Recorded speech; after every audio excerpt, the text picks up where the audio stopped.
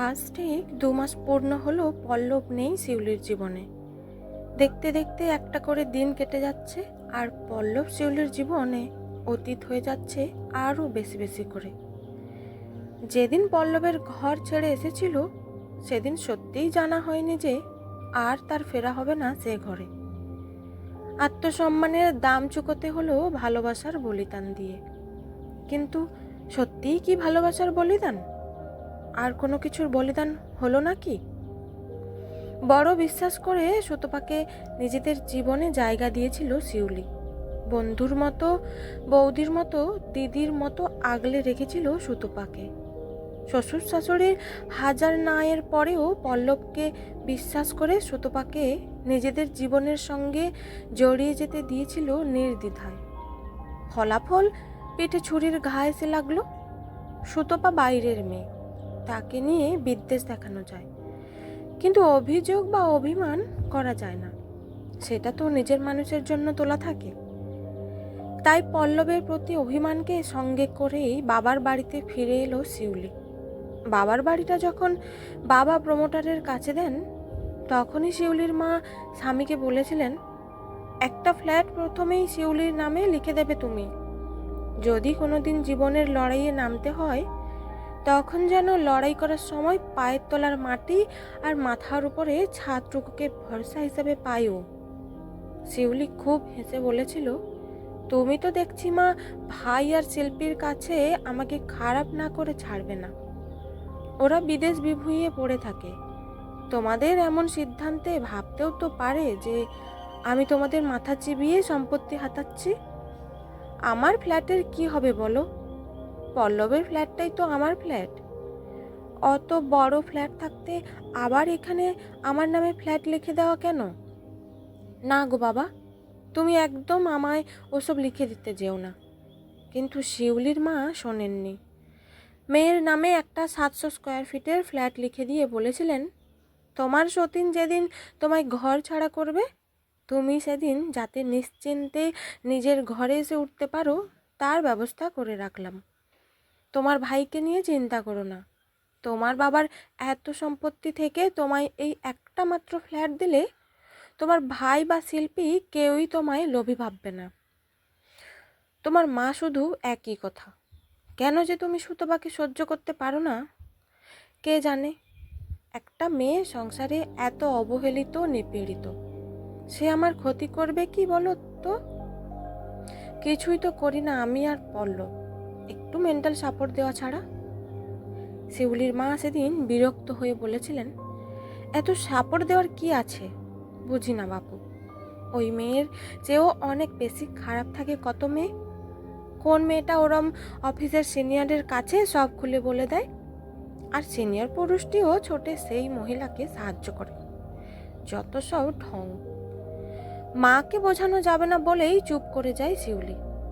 সুতপার জীবনটা সত্যিই খুব কষ্টের। স্বামী চন্দন নাকি অন্য কোনো মহিলার সাথে সম্পর্কে জড়িত, সবসময় বাড়িতে থাকে না। স্ত্রীর থেকে অন্য নারীতেই আসক্তি বেশি তার। প্রতিবাদ করায় সুতপাকে বাড়ি থেকে বার করে দিয়েছিল।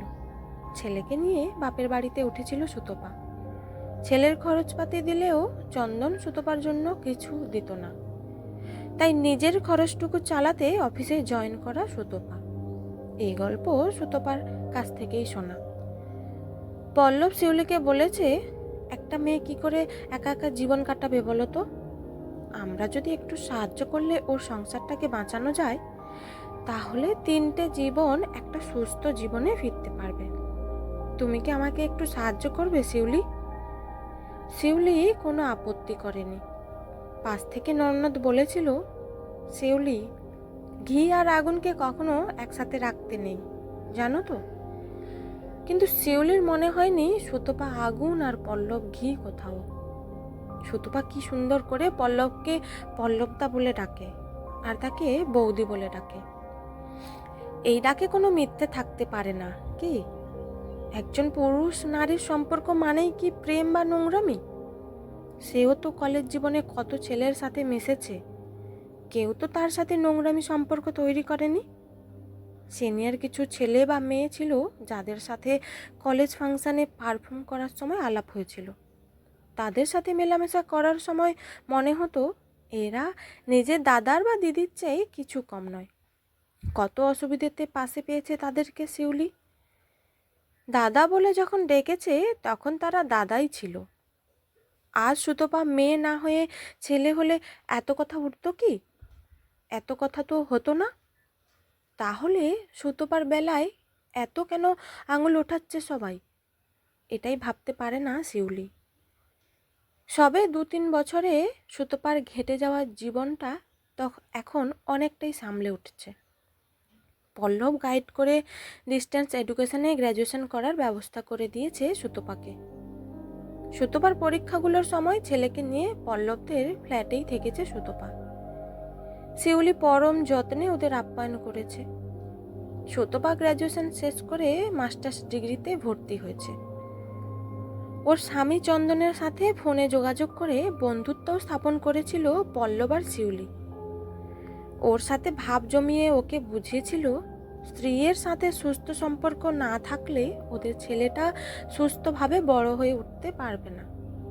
তবে চন্দনকে কখনো এটা জিজ্ঞেস করা হয়নি সত্যিই সে অন্য কোনো মেয়ের সাথে পরকীয়ায় জড়িত ছিল কিনা।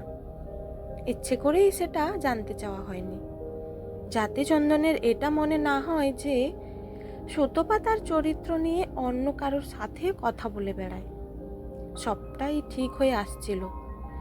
সুতপার সাথে শিউলির বন্ধুত্বটা গভীর থেকে আরো গভীরতর হচ্ছিল। ঠিক সেই সময়ই ছন্দপতন ঘটল।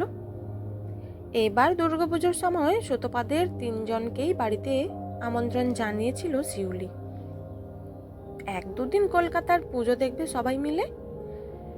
এবার আর বর্ধমান থেকে শ্বশুর শাশুড়ি তার কাছে আসার ব্যাপার নেই, কারণ তারা পল্লবের দিদি জামাইবাবুর সাথে কাশ্মীর বেড়াতে গেছেন মহালয়ার 2 দিন পরেই। তাই সুতপাদের 3 জনকে নিয়ে শিউলিরা 3 জন বেশ হইচই করে কাটিয়ে দেবে এই ভেবেই ওদেরকে নিজের বাড়িতে ডেকেছিল শিউলি। কিন্তু সেই ডাকি অকাল বিপর্যয় ডেকে আনলো, আর বেরিয়ে গেল চেনা চেহারার পিছনে লুকিয়ে থাকা অচেনা চেহারাগুলি। সপ্তমীর রাতে ঠাকুর দেখে রাতের খাবারের পরে সুতপাদের পাশের ঘরে শোয়ার ব্যবস্থা করে দিয়ে নিজের ঘরে শুতে এসেছিল শিউলি। মাঝরাতে হঠাৎ ঘুম ভেঙে যায় তার। ঘড়ির দিকে তাকিয়ে দেখে প্রায় রাত 1টা। ঘরের ভেজানো দরজার নিচের ফাঁকটুকু দিয়ে দেখে লিভিংয়ের আলোটা তখনও জ্বলছে। শোয়ার আগে আলোটা নেভায়নি ভেবে লাইটটা নেভাতে বিছানা ছেড়ে ওঠার সময় শিউলি লক্ষ্য করে বিছানায় পল্লব নেই। ঘরের দরজা খুলে লিভিংয়ে এসে শিউলির হাত পা ঠান্ডা হয়ে যায়। সে দেখে সুতপা আর পল্লব একে অপরের আলিঙ্গনে আবদ্ধ। আদরে আদরে সুতপা ভরিয়ে দিচ্ছে পল্লবকে। শিউলি কিংকর্তব্য বিমূঢ়। কি করবে বুঝতে পারছে না। পায়ের তলার মাটি সরে গিয়ে মনে হচ্ছে সে যেন কোনো অতল খাদে তলিয়ে যাচ্ছে। এমন দুর্যোগও যে আসতে পারে, এ তো কল্পনাতীত তার। হঠাৎ পল্লবী লক্ষ্য করে 3-4 হাত দূরে দাঁড়িয়ে শিউলি দেখে চলেছে তাদের রাসলীলা। সে এক ঝটকায় সরিয়ে দেয় সুতপাকে। শিউলি কোনো কথা না বলে ঘরে ঢুকে পড়ে। নিজের ঘরের অ্যাটাচড বাথরুমটাতে ঢুকে সে শাওয়ার চালিয়ে দেয়। সারা শরীরে যে ঘেন্নাগুলো লেগে আছে সেই ঘেন্নাগুলোকে সাবান আর ছোবা দিয়ে ডলে ডলে তুলে ফেলতে চায়। গত রাতেই তো এই চেহারাটা নিয়েই শিউলিকে নিজের অন্তরঙ্গ করে তুলেছিল পল্লব। ভাবতেই ঘেন্নায় গাটা কেমন গুলিয়ে ওঠে। এদিকে বাথরুমের বাইরে দাঁড়িয়ে সমানে দরজায় ঘা দিয়ে যাচ্ছে পল্লব। বোধহয় ভেবেছে শিউলি মরতে বাথরুমের দরজা বন্ধ করেছে। বাথরুম থেকে বেরিয়ে স্বামীর চেহারাটাকে সামনে পেয়ে কয়েকটা এলো পাথারি চড় বসিয়ে দেয় শিউলি। নিঃশব্দে অন্য একটা ঘরে নিজেকে আলাদা করার সময় সুতপা এসে শিউলির সামনে দাঁড়িয়ে বলে, আমাদের ভুল বোঝো না বৌদি। আমি অন্ধকারে ভয় পেয়ে গিয়েছিলাম বলে পল্লব তাকে ওভাবে জড়িয়ে ধরেছিলাম। রাজকন্যার দিব্যি। শিউলির মেয়ে তনুকে সুতপা রাজকন্যা বলে ডাকত। নিজের মেয়ের নামে মিথ্যে দিব্যি শুনে শিউলির মনে হচ্ছিল ঘাড় ধাক্কা দিয়ে বার করে দেয় সে সুতপাকে। মনে হচ্ছিল চিৎকার করে সুতপার স্বামী আর ছেলেকে জানিয়ে দেয় যে তাদের স্ত্রী ও মা কত নোংরা। যাকে দাদা বলে ডেকেছে তার সাথেই ছি।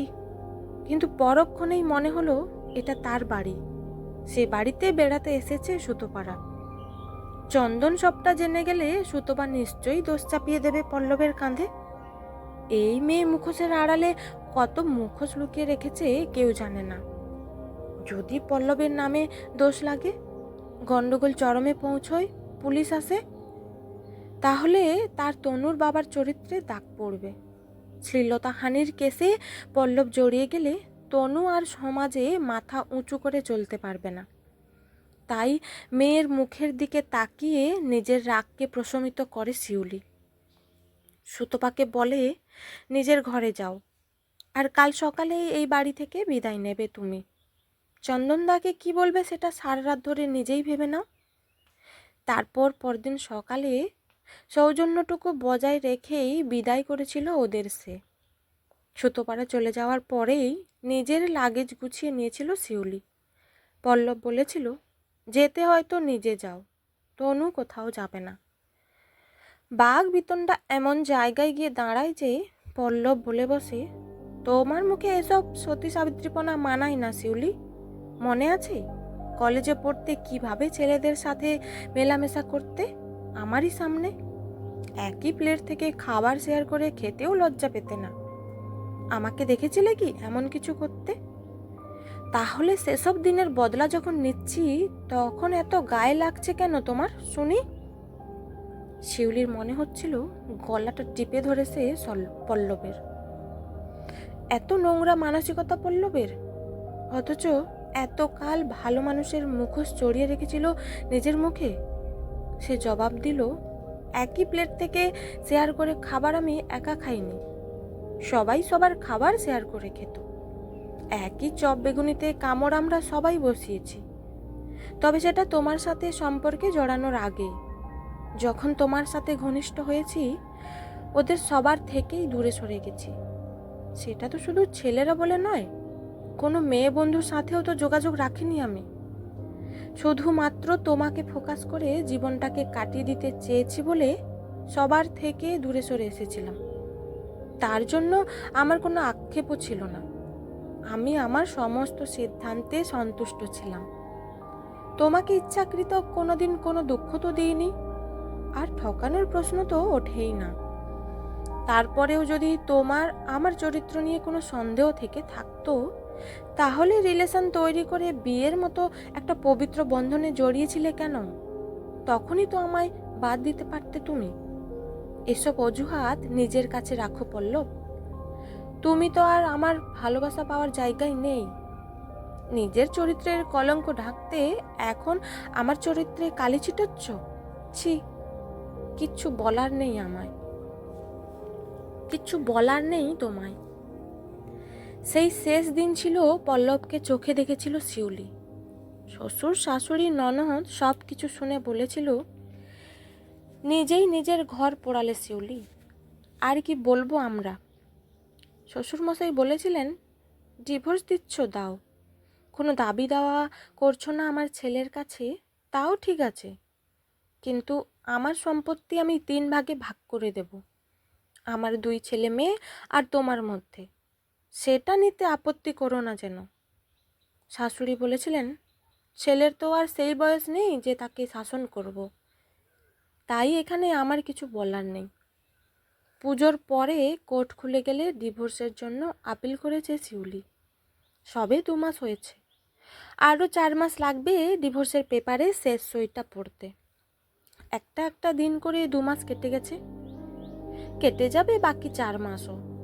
কিন্তু যেটা কাটবে না সেটা হলো এতগুলো বছরের ধোঁকা। নিজের চেহারায় রং মেখে এতগুলো বছর দিব্যি অভিনয় করে গেল পল্লব, আর শিউলি সেটা বুঝতেও পারল না। এই এতগুলো বছরে শিউলির ভালোবাসা, পল্লবের প্রতি শিউলির ডেডিকেশন কিছুই চোখে পড়ল না পল্লবের। শুধু তার চোখে গেঁথে রইল কত বছর আগের কলেজ জীবনের কিছু দৃশ্য। নিজের অপরাধকে ঢাকার জন্য এর চেয়ে আর কি গাঢ় রং হতে পারে। মনের মিলে যখন তফাৎ আসে, তখন পাশের চেনা মানুষটাও অচেনা হয়ে ওঠে, পর হয়ে ওঠে। আজ শিউলি পল্লব সেই চেনা মানুষের মুখোশে অচেনা দুটো মানুষ। এই পল্লবকে শিউলি চেনে না। নিজের জীবনের সবটুকু বিশ্বাস দিয়ে ভরসা করেছিল সুতপাকে, তদুপরি পল্লবকে। কিন্তু বিশ্বাসের নামে এমন অবিশ্বাস যে তার কপালে জুটবে তা কেই বা জানত। পল্লবের কাছে ফিরে যেতে আর মন চায় না শিউলির। তাকে পল্লব অহংকারী বলে, বলে তার নাকি ঔদ্ধত্য প্রচুর। ওই ঔদ্ধত্যটুকু আছে বলেই নিজের আত্মসম্মানটুকুকে বাঁচিয়ে রাখতে পেরেছে সে। ভালোবাসায় সে কাউকে ঠকায়নি, বরং নিজে ঠকেছে। ঠকে সে বোকার উপাধি নিয়েছে, কিন্তু সে নিজের কাছে পরিষ্কার যে সে প্রতারক নয়। হ্যাঁ, মানুষের মুখোশগুলোকে না চেনার, মানুষকে অন্ধের মতো বিশ্বাস করার শাস্তি তাকে নিশ্চয়ই পেতে হবে। তবুও নিজের তনুকে সে শেখাবে মানুষকে বিশ্বাস করতে, ভালোবাসায় বিশ্বাস রাখতে। শুধু মেকআপের রং দিয়ে ভরে থাকা মুখোশটার আড়ালে আসল চেহারাটা শিখে নিতে হবে। না হলে সুতপা পল্লবের মতো অমানুষরা বারবার জিতে যাবে জীবনের রঙ্গমঞ্চে। কারণ তারা আর কিছু না পারুক, লোক ঠকানোর জন্য অভিনয়টা ভালোই পারে।